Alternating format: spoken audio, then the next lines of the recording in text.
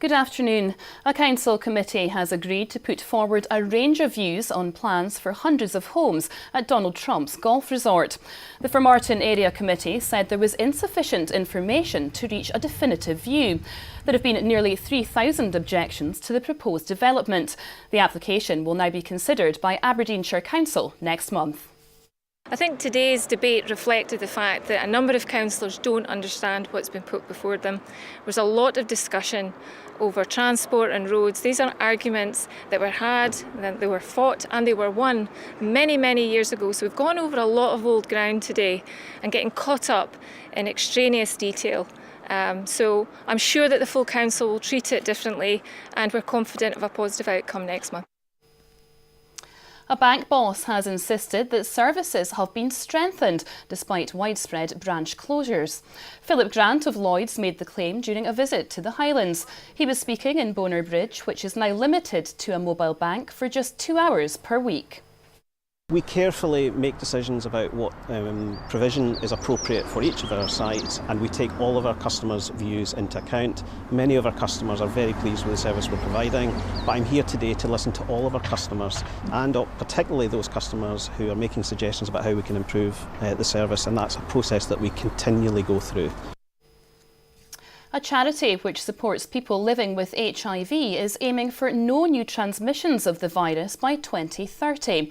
HIV Scotland believes within the next 11 years the country can achieve the goal through tackling stigma, education and medical treatments.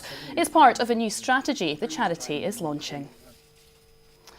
Violent crime in Scotland has almost halved over the last decade, according to figures released today. There were 172,000 violent crimes last year. That's down from 317,000 10 years ago. But the figures also show 1 in 9 Scots were the victim of stalking or harassment last year. Less victims of crime in Scotland is good. That doesn't happen by accident, by the way. That happens because we increase the number of police officers, more than we inherited, protection of the resource budget and so on and so forth. But all of that being said, let's not be complacent. There is still a number of concerning statistics that the Scottish Crime and Justice Survey throw our way. Now here's Sean with a look at the weather.